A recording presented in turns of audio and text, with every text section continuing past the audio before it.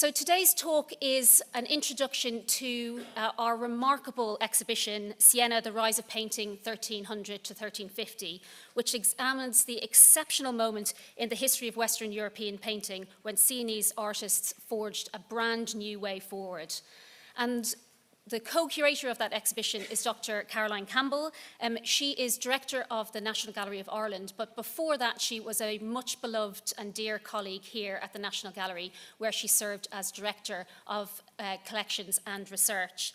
She's a specialist in Italian Renaissance painting, but a specialist in so much more. She curated a few years ago, some of you may remember, the remarkable Mantegna Bellini exhibition, and this is just another in a long succession of successful exhibitions that she's curated. So please put your hands together and welcome Caroline.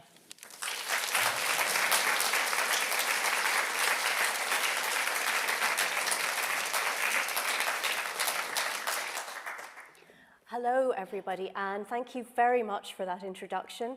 It's always a pleasure for me to be here in Trafalgar Square, and I feel very honoured to be speaking at the first of the lunchtime lectures in this newly beautifully refurbished auditorium.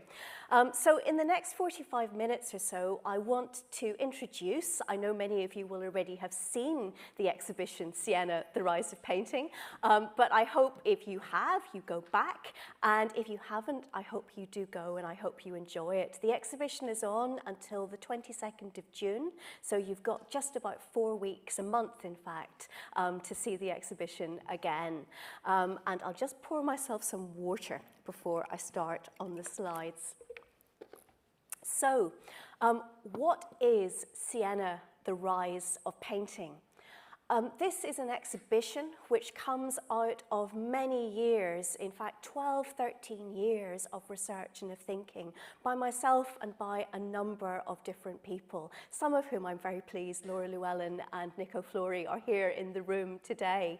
This really has been a very collaborative project, and a project which I think is very fitting for the type of art we're looking at, art that was made in conjunction with other artists, whether in the confines of a studio or whether just in a community that was very communal and very together and very generous. And I certainly have benefited from the great generosity of spirit of the others who have worked together with me on this project. This is an exhibition which looks at one of the art forms that flourished in a city which continues to flourish after many hundreds of years of existence. And that is the great city of Siena, nestled among the hills of Tuscany, and a city indeed that is a city between hills. I'm showing you a view of it which I particularly love, which is when you're standing down near the house of St. Catherine of Siena and looking upwards towards the dome of the cathedral and the tower of the cathedral on one side, and on the other, the great tower of the Palazzo Pubblico, the Palazzo Comunale, on the other. And Siena is a very concentrated city. It's a city that you have to walk round, and where the experience of walking and feeling and being in this city, I think, is something which comes through in the art which is now, as in the case of this exhibition, a long way away from Siena itself. So Siena is a city of towers, it's a city of hills, of buildings which are actually incredibly tall. And the experience of being in Siena is not quite like the experience of being in Manhattan, but there is something in these little streets and the way in which this rise up that you're always very conscious of being in a particular built, man-made environment, and an environment that is often one very, very much of brick itself. Siena, just to give you some of the context for its situation, it is a city in Tuscany, one of the most major cities in that part of Italy, but in the period that we're talking about, which is between about the years 1300 and 1350, it is one of the most important cities and urban spaces in Europe. And partly that is because it's a place that was always very, very connected. And I'm showing you one of the means of of connection on the screen here. And that indeed is the pilgrimage route, which we know was first followed by Archbishop Sigeric from Canterbury to Rome in 990, sorry. You could also do it in 1990, of course, too, as indeed you can today. And it's a really extraordinary connection between places that are connected in terms of spirituality and, of course, the connection to Rome, the central seat of the papacy, and for this period, the church in Europe. But it's also a connection that is one of trade as well, too. So the merchants of Siena were very active around here in Champagne, in the trade fairs around here and in Flanders. And they were active partly because of the products they had to offer, but also because of the currency that they held, which was accepted across Europe. So there was a lot of connection, not just from the north of Europe to southern Europe, but also from southern Europe north. And one of the things I always find totally fascinating about the period that we call, probably wrongly, the Middle Ages, is that it was a period where travel was difficult, but people traveled as much, if not in some cases more, than they do today. So the art of Siena and the produce of Siena was very much of its place, but it was also something which was tremendously international. And I think that's very important for the story that this exhibition in the ground floor galleries here tells. So just a bit more about the fabric of Siena, because that again is an important situator for this story. I suppose there are three main areas or areas of authority, also territorial areas within the city, which are key for the commissioning of works of art, and particularly for the period of this project, for that of painting. And the first is the town hall, the Palazzo del Comune, which is here, as you see it from this wonderful view, situated in the Campo, or the space that's technically the field, that is the place where every year the Palio horse race takes place, as indeed it has since the early 14th century. It's the seat of civic government, and you're seeing here looking down onto the town hall. But it's also a city which, for this period, is a city that is run rather more democratically than many others in Europe, but it's a city that is dedicated to a woman, to the Queen of Heaven, of Mary herself. And that's really important for what we'll look at in the while to come, and you'll see in the exhibition over in the other part of the gallery. Siena is a republic, but it is a republic that has a queen, the Queen of Heaven, at its heart. And the other building dedicated very much to this queen is the cathedral.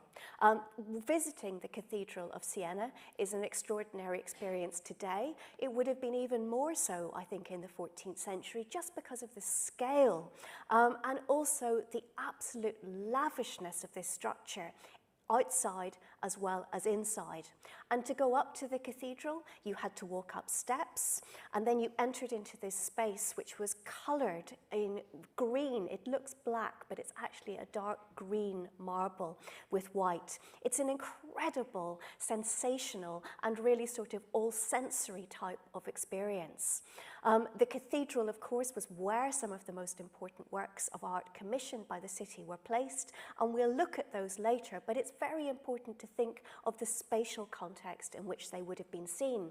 And although the cathedral looks absolutely lavish and huge today, you'll remember, if you know the city of Siena, that just to the left, to the right of the cathedral, you can now visit the Museo dell'Opera del Duomo, but that's in a space that was intended to be a far bigger cathedral on the space, but didn't get built, didn't get completed because of a devastating event I will talk to in a while more, and that was the Black Death. The other thing, of course, if you're standing on the steps of Siena Cathedral and looking in front of you, you see this structure. This is the great hospital of Santa Maria della Scala. This was indeed a hospital, a functioning hospital, until I think the early 1980s. It's one of the oldest hospitals to survive in Europe. It was a place not just of welfare and of healthcare for the population of Siena, but for those many people who came through Siena on the pilgrimage route. So making their way slowly but carefully to Rome, and indeed back from Rome. And the interconnectedness of Siena with the cities around it and those further around because of pilgrimage is very important for the patronage of the arts. We know that people came through Siena and there were shops of goldsmiths and other artists there, and they ordered things there and they picked them up and they took them home with them when they returned. So Siena is very, very much part of this international economy, as well as being a place that has such a sense of its own status and self as well. The other thing that I should say, and I mentioned a few minutes earlier, was that Siena had a form of government in this period, the early 14th century, which was more representative than many in Europe at its time.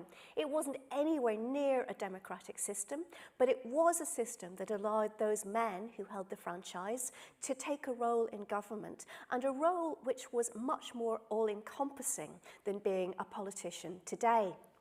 I'm showing you here one of the great treasures of Siena, something which can't leave the city because it's actually physically on a wall in the Palazzo Pubblico, and that is part of Ambrogio Lorenzetti's absolutely exceptional fresco of good and bad government. I'm showing you here the wall devoted to good government because I think it shows you the sort of body politic that the rulers of Siena, and indeed the rulers of other cities in Europe at this time, really aspired to. That's a place that was connected between the countryside and the town. It's a place which was extraordinarily beautiful with these wonderful structures you can see arising around them, a place where education happened, a place where trade happened, a place where people went through the city, as you can see these individuals walking out really here and riding out on their horses, and also a place that was a place of harmony.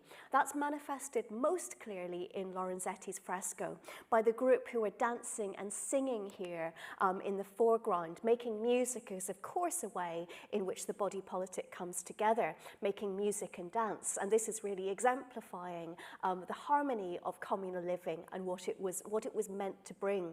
But the people who were involved in this government, as I said, if you were elected to serve on the town council, which was, you know, a very small franchise, those men went and they lived and slept and ate and worked together in the communal palace. So they really knew each other, they knew their strengths and weaknesses, and this did lead for a period of about 50 years a remarkably stable form of government. And it was that stability and also that ambition which allowed this moment that we're calling the rise of painting in this exhibition really to happen. But before I go to talk about the paintings, I want to give you a little bit more context. And an important context to realize is that the success of Siena was not something which continued throughout history. So Siena was very successful, very wealthy, very artistically innovative until about 1350. It then had a moment again of extraordinary flourishing in the 15th century. But in the 16th century, in the 1550s in fact, Siena was conquered by its great enemy, the city of Florence, not very far away. And as part of that process of conquest, the art of Siena began really a bit to be forgotten, and certainly to be underappreciated and underesteemed. And Frederick Lord Leighton's large, huge painting, which is on loan to the National Gallery from His Majesty to the King, very much exemplifies this artistic shift. And it's a shift for whom Giorgio Vasari, that writer who writes that very influential history of art, in the 1550s and 1560s, The Lives of the Painters, is also responsible. So Leighton here is visualizing an episode from the life of Cimabue and Giotto, the great Florentine painters, where a painting of the Virgin and Child here is being carried through the streets of Florence. What was discovered really not until the mid-19th century, so after the date of Leighton's painting, was that of course the painting here is not a great painting by Cimabue. It is actually a painting by the Sienese artist Duccio. And Duccio's work, and those of the other painters we look at in this exhibition, had largely been forgotten and certainly not brought to the prominence that it deserved in terms of the impact that it made on what painting could be, what it could become, and also the stretch that it had throughout Europe in the 14th and 15th centuries. And as I said at the start, this has been a project of many people, and I just want to mention some of them here. Joanna Cannon, who's Professor Emeritus at the Courtauld, Stefan Wolle-Hojen from the Metropolitan Museum, with whom we worked on this project, and this exhibition, of course, had its seat in New York before it came here. Laura Llewellyn, who's the gallery's curator of 14th and 15th century Italian paintings. Imogen Tedbury, who's also a curator here and has worked largely on the project, and Nico Flori, who I don't have a picture of, but has also been hugely involved. So together we have really thought through this project, which has been very much focused on paintings that are in the National Gallery's collection and the Metropolitan Museum's collection, in order to tell this great story of the rise of painting in Siena and the impact it had through objects through which we could create a story, create dialogues and connections, and in fact bring one of the greatest bodies of medieval painting together that has been seen in the last 50 or 60 years. So I'm showing you here two of the great treasures of the National Gallery, Duccio's Annunciation and Duccio's Madonna and Child from the Met, just to give a sense of how when you're working on exhibitions, exhibitions are of course about making something that's an idea into something that's tangible and physical, and it has to be achievable. So you can't have fresco cycles, for instance, you can't have buildings. It's only a story of what is movable, but that is still an extraordinary story within its own right. And this exhibition looks at four artists who really sequentially and together change the course of what painting is in medieval Europe. They're not the only artists who are thinking about this in the early 13th century, early 14th century, but they are probably among the influential at their time, and they are all working in Siena. They are all trained in Siena, and that is their heart, that is their home. And the sort of foundation figure for this is the figure of Duccio, who I'll come back to shortly in talking through some of the works that we have brought together for this project. If I could characterize Duccio in a nutshell, which is obviously a hard thing to do, I would say that he's an artist who is very interested in conveying the humanity of Christ and of divine figures. That in itself is quite a radical theological idea in the early 14th century. And he's also someone who's very much about storytelling and connection. And I think you can see that here in this one scene from the Great Maestà, the Annunciation, which is shown not just as a moment, but something where a past and a future are alluded to in the way he uses architecture and moves you through the space. An incredibly clever and brilliant artist. The second artist we look at is one of two brothers. This is Pietro, who is the slightly older of the two. We'll see his brother Ambrogio in a second. Pietro, I suppose if I characterize him, he is very interested in monumentality. I think you can get a sense of this in this detail from the Birth of the Virgin, one of the great coups to borrow, in fact, for this exhibition and to have downstairs. There's a monumentality, there's an interest in sculpture, and things that are very grounded in a particular space. Then his brother Ambrogio, who is one of these painters who is also an intellectual. He is somebody who thinks very strongly about ideas and about how to make them real. I think you saw that from the good government slide I showed you a few minutes ago. And this is the Crucifixion from Harvard Art Museums, which we've brought together with its probable pair in the exhibition. And again, the way that Ambrogio treats a subject that's as familiar to an artist of his day as the Crucifixion and makes it into something of really quite unbelievable emotional power through the use of colour, through the use of narrative, and also this, as I said, this deep intellectual and often theological underpinning is very, very, very special. And we end with Simone Martini, the artist who really takes the art of Siena further beyond the walls, because not only does he travel, or his work travel, but he ends up living in Avignon, the city in southern France, which by the end of his life is where the papacy has moved to. It's exiled, as you might remember, to Rome for quite a considerable period in the late Middle Ages. And Simone's style becomes something which really becomes very important to the courts of Northern Europe, and even, in fact, reaches as far as England, as you can see after the talk if you go upstairs and look at the glorious Wilton diptych. So I want to start by thinking a little bit about Duccio. And this is the work which, of course, greets you when you come into the exhibition. The Stockley Madonna, a tiny painting, something which was probably intended to be held in the hand, certainly to be contemplated and to be admired at very, very, very close, very, very close to you. And so we wanted to begin with it and to present it as something which is at one point intimate in scale, but also monumental in what it is trying to do.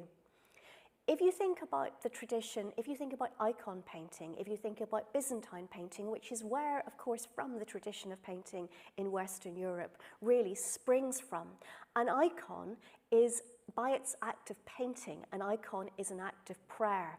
It is something where you have to be very careful about what you paint because you are painting in the lineage of St. Luke.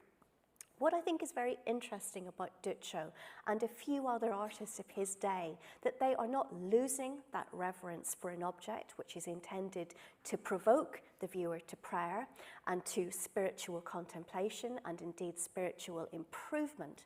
But it's also somewhere where the personality or the persona of the artist is present in a way it hadn't been before. And we'll see that in some more of the pictures we look at in terms of the artists signing their works very prominently. But in this picture, Duccio doesn't need to sign it. He's showing that he is present by the architecture you see here at the base. This is immediately presenting this as a picture, as something that has been made by human artifice and a human hand, and also by that parapet. You, the viewer, are being invited in, not just to look, but also to think. And one factor that I find very important about the four artists we're looking at is that they are never presenting things as a flat surface for you just to observe. You are always being provoked, you are being brought in, you are part of the picture and the story too. And I think that really is what painting begins to do at this moment. And we think of painting as something which is not just an act of looking, but it's an act of engagement. And that does begin with Duccio and these artists in the early 14th century. Something else that we've wanted to do in this exhibition is to make a sense of paintings not as individual objects, which is often how they're presented, of course, on the walls of a museum today, in very different contexts to the way in which they would have been used, but as objects which were objects. Could be moved, they could be manipulated, as indeed is the case of these triptychs here. There is an order of opening them and of closing them, so there's a sense of theatre and also of novelty every time you look at something, but also that objects were sometimes made together as pairs or as parts of ensembles. And I'm showing you here one of the reunifications that we were so happy to be able to do in this exhibition between two triptychs or three-panelled objects. Here, of course, is a picture that's very familiar to us in London. It's one of the great treasures of the National Gallery's collection, actually, full stop.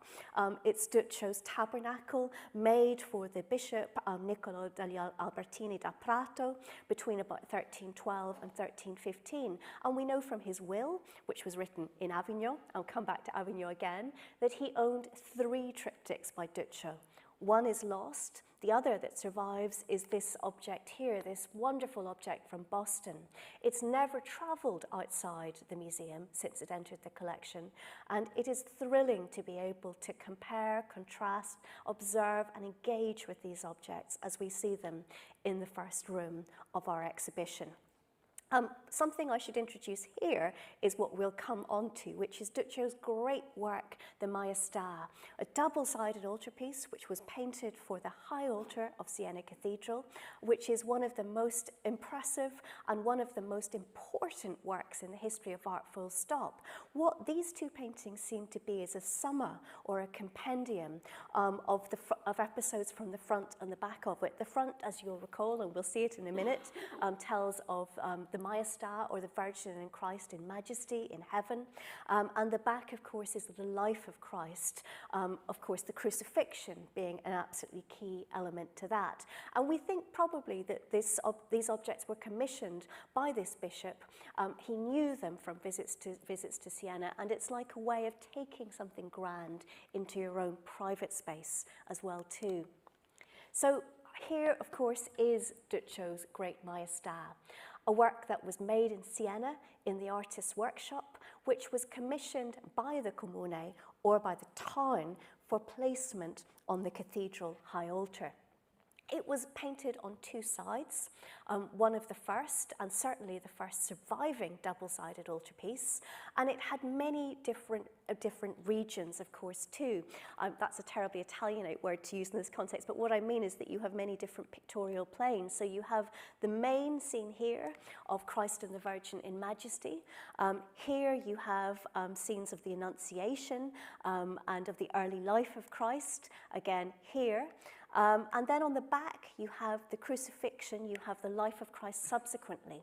And this is an extraordinary compendium of ideas and of objects. And seeing it all together on the high altarpiece must have been absolutely dazzling. And seeing it from a distance, which many people did too, you didn't have access to this space easily in the Middle Ages, was also something that we know was very, very compelling. And it is an object really as a sense of theatre. And something which you were intended to contemplate over much time, but sadly which wasn't actually on the high altar of the cathedral for very, very long in its history. We know that by the 15th century it's been removed, it's on a side altar, and then in the 18th century it undergoes this absolutely catastrophic reconstruction when it is physically sawn in half. And when you visit most of the parts of this, which are in the Museo dell'Opera del Duomo in Siena usually, you can see the Maestà on one wall, and opposite many of the scenes of the life of Christ. But they were separated because I think it was thought that these were objects that could be sold, they could be sent outside Siena. And indeed, that's what happened to the predella panels on the front and the back. And predella is a phrase, it's a word that those of us who study Italian paintings are very familiar with. It's basically the bottom level of an altarpiece. It's the level that would have been most visible to the lay public, to those who weren't necessarily clerics. And it was also the place where artists begin to use the predella as a way of really setting out their stall in terms of their artistry, showing what they could do best, and also as a means of further potential commissions and of work. But the predella is something that really seems to start with Duccio. So this form which is so fundamental to Italian painting. And if you go to the beautifully rehung Sainsbury wing upstairs, hung by Laura and her colleagues, you will see predella. But what we often don't realize is that in the 14th century with Duccio, this is something new and very, very exciting. And we also don't realize this often because we see these panels in museums around the world and they're separate. So you don't get a sense of the narrative that connected them. And here are the back predella panels of Duccio's Maestà, separated as you see individually them in a number of different great museums, including of course the National Gallery. And here they are as we've reconstituted them for the exhibition. Bringing objects together is really complicated. It takes many years. It takes real commitment from conservators working in institutions across the world. And here I'd particularly like to highlight our conservation team here, who are absolutely brilliant, but especially Britta New, who played such a fundamental role in making this actually happen. And why is it important to make this happen? Well, as I said, the objects are so much more than the individual sum of their parts. And one thing I just just wanted to point out to you, and I'm sure you've seen as you've visited the exhibition, is how these work together and how you make connections between panels that you would not have thought, even if you saw them in a slide like this, when you see them physically in front of your eyes. And one of the most telling comparisons, and it's one which Imogen Tedbury pointed out to me, is between the three panels here. So the healing of the man born blind from our collection here in London, the Transfiguration, which also is here, and here at the very end, the raising of Lazarus from Fort Worth in Texas. You will see that the figure of the man here who's getting his sight renewed, and the figure of Mary Magdalene who's realizing that Lazarus, her brother, is being brought back to life. They are focused on this figure here, and that's the transfigured Christ. So you see the spiritual meaning of these two paintings so much more clearly when you can see the objects together. And a reunification's another one I just wanted to mention, is this great polyptych by Simone Martini, who I'll come back to in a few more minutes. This was also a commission by the Comune. This was actually in the town hall.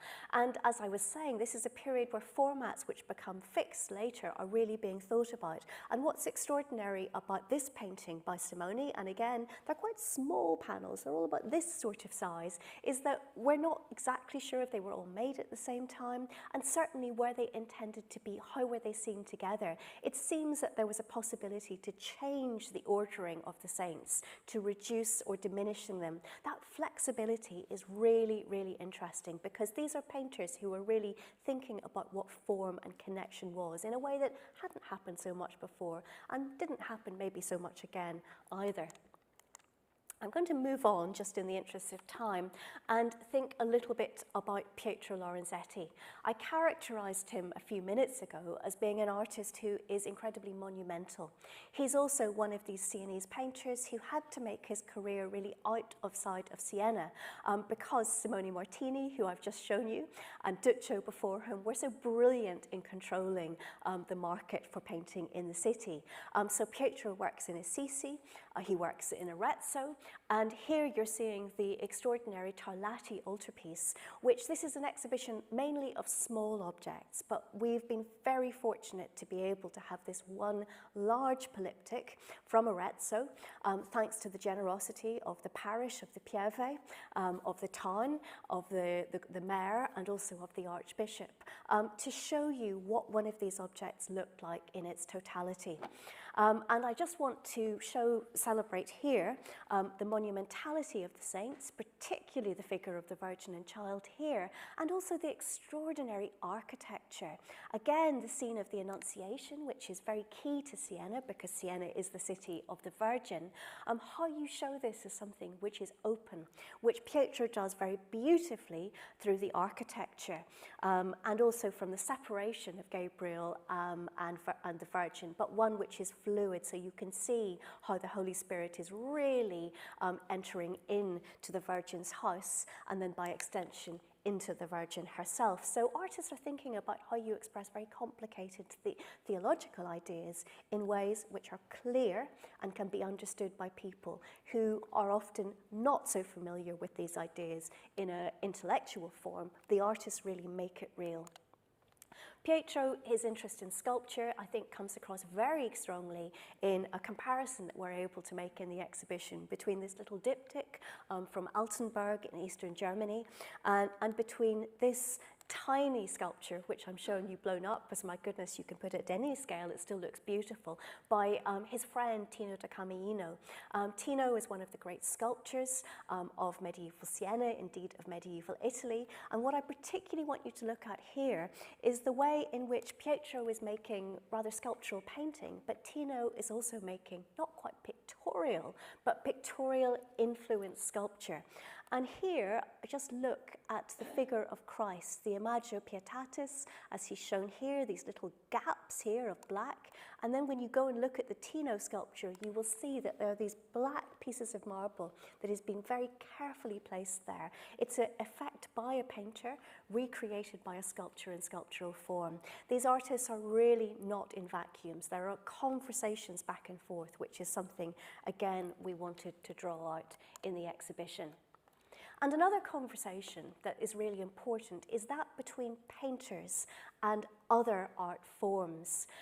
Siena, before really the rise of these great painters, was a place that was particularly known for its enamel, for its beautifully coloured metalwork, set in with these great enamels, which are sort of glass that's been treated in a particular way, with these colours which hold their vibrancy in a way that you often don't see in painting.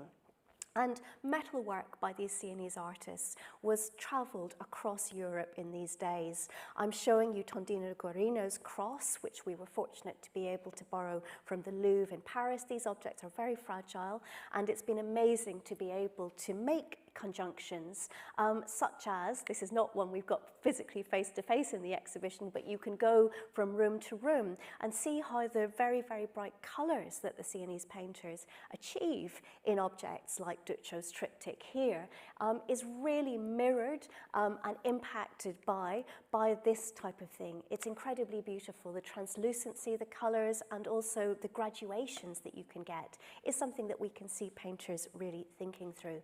And one room of the exhibition, as you know if you visited it, is really devoted to these connections between painters and other art forms, and also between painters and Siena, really with the wider world, not just of Europe, but also of Asia.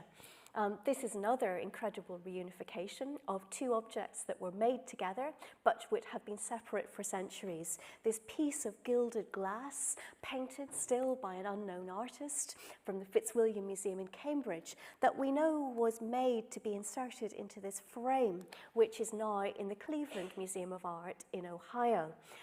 So the two objects are magnificent in themselves, but they are even more so when you have the opportunity to contemplate and to see them together.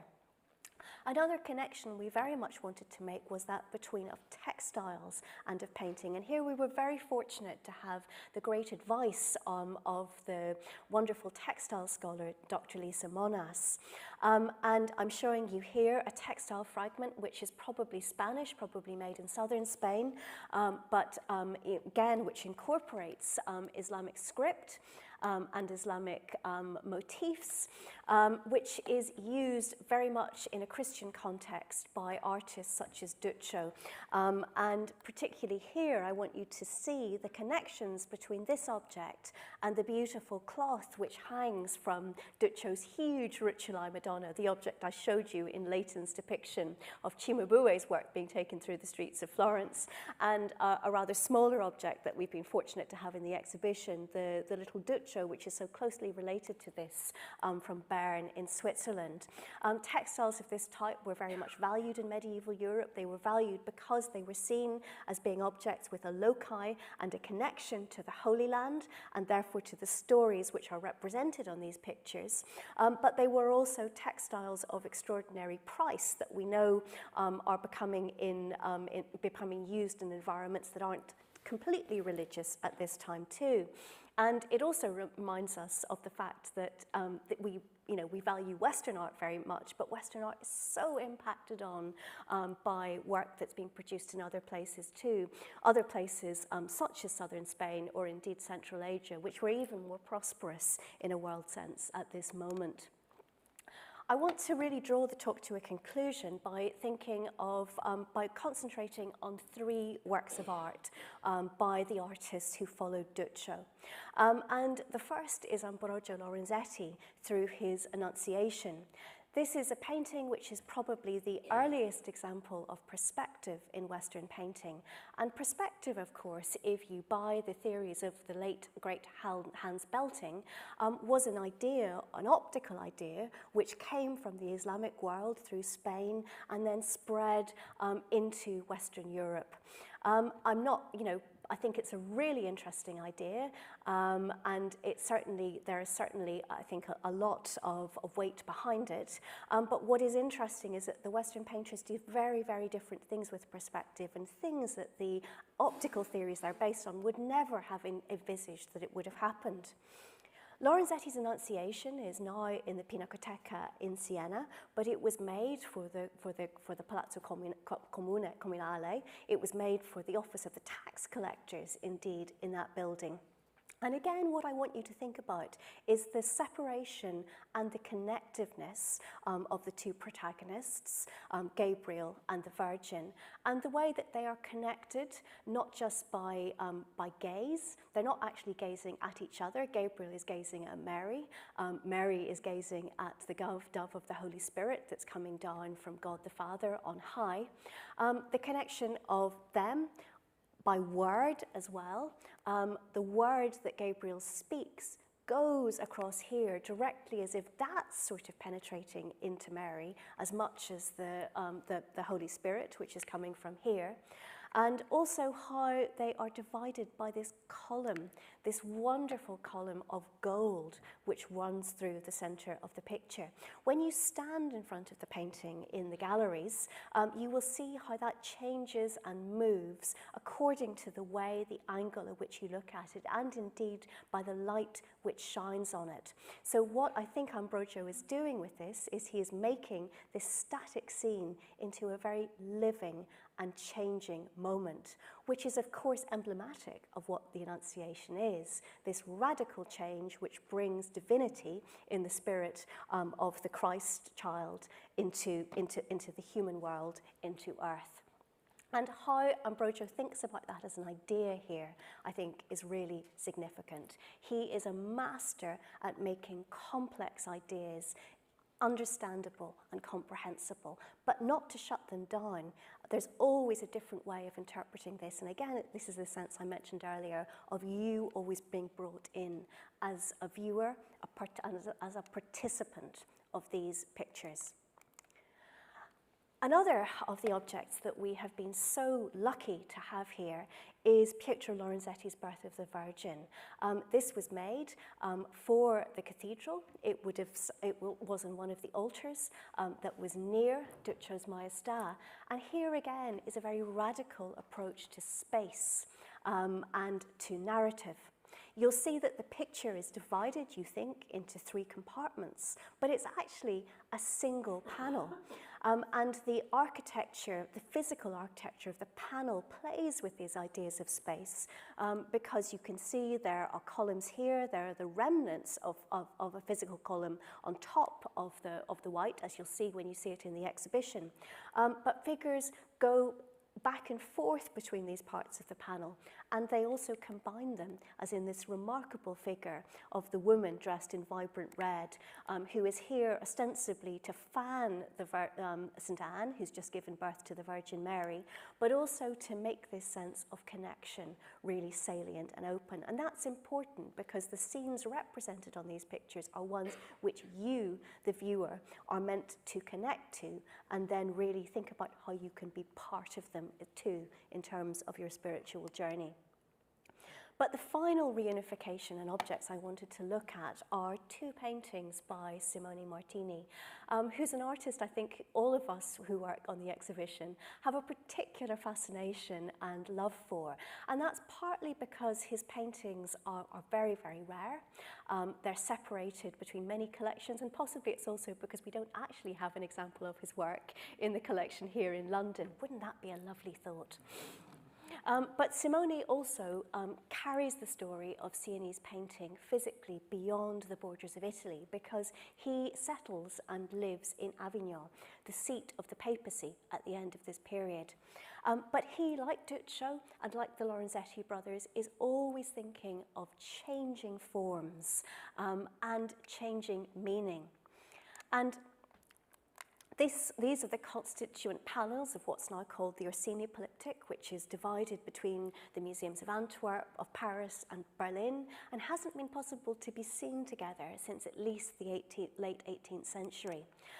Simone, like the painters elsewhere in Siena, is very aware of what's happening north of the Alps. And in fact, in this fascination that he and his contemporaries have with different forms, they seem to be thinking of things that come from other art forms, such as, for instance, ivories, small ivories, which were portable, and again, which you can see are divided into different panels. So this interest in triptychs, in polyptychs, in quadriptychs really, I think, comes from a knowledge of this type of object. And what we think Simone is trying to do in the Orsini Polyptych is creating an object which has two parts. So if you look at it from one side, which I'll ask you to do in the exhibition, you see the Annunciation. And on the other side, you see Christ from his leaving Jerusalem to the scenes of his death, and then to the mourning of his body in this scene from Berlin. So you have the whole, the passion narrative compressed into these different scenes. And on the back, you have the Annunciation. So you have something which, again, the user, and we think one of them, the first user, was this individual here, the patron, who puts himself very prominently at the bottom of the cross and at the ladder. They can think about how they want to use it. They can change this according to what their preferences and their priorities are. And it's also a work of extraordinarily beauty and painted and gilded, mimicking objects like the ivories, like the great goldsmith's work I showed you in the cross by Tondino, but doing that in a way which is cheaper, but which is also elevating the artist's skill, the artist's hand, and the artist's identity in a way that hadn't happened so much before. And I want to end with one painting by Simone, which we are very lucky to have in this country. This is the presentation of Christ in the Temple from the Walker Art Gallery in Liverpool, just really to reflect on how painting has changed, painting has developed in the period of 50 years we look at. So cast your mind back to Duccio's Stockley Madonna, which I showed near the beginning of that talk. This is a painting which is almost, this painting, the presentation of the Christ, is even more radical in form. Here you're showing a narrative, you're showing three figures, there's no landscape, there's just the ground they stand on, the gilded background, which could be the sky, it could be anything. And we're seeing the Virgin Mary, we're seeing her spouse Joseph, and we are seeing the teenage Christ. And if you remember the gospel story well, you will know that there is this moment when Christ as a teenager comes with his parents to Jerusalem. And they lose him. They don't know where he is. And even though the biblical record is very short, it's clear that they are completely terrified. I mean, just think about it if your teenage son goes missing without you knowing where they are in a large city full of people from all sorts of places. Really scary. But what is very interesting about Simone's painting is that you can read this in a number of different ways. There is the Virgin who's pointing at her son saying, "What have you done?" There's Joseph who's putting his hand out, but has one hand very beautifully round the young Christ in a very protective and a very, very loving gesture. But he's also saying, "What have you done to your mother?" or "What on earth is going on here?" And then you have Christ who is standing his ground. According to some modern interpretations, he is a bit truculent, he is a bit angry. But if you reflect on the biblical story, he says, "I was in my Father's house. I was where I was meant to be." And Simone doesn't shut down either one or other of these possibilities.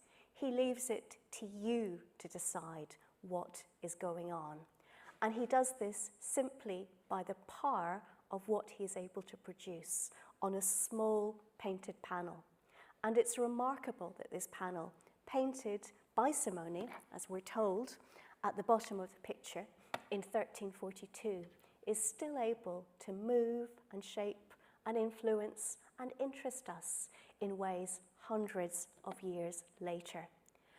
So this is a really appropriate exhibition to be on at the time in which the National Gallery has just reopened. It hangs with the wonderful redisplay of the collection in the galleries upstairs, to think about the lessons that these painters had for their successors. So painting is something which this museum, of course, is completely devoted to. What we wanted to show in this project was one of the origins of painting, and also that painting that we think about as now one of the preeminent forms wasn't always that, and that painters always consistently learn from the art of their contemporaries and those who are working in different art forms. And I think also that the possibilities of painting are never ending. Thank you.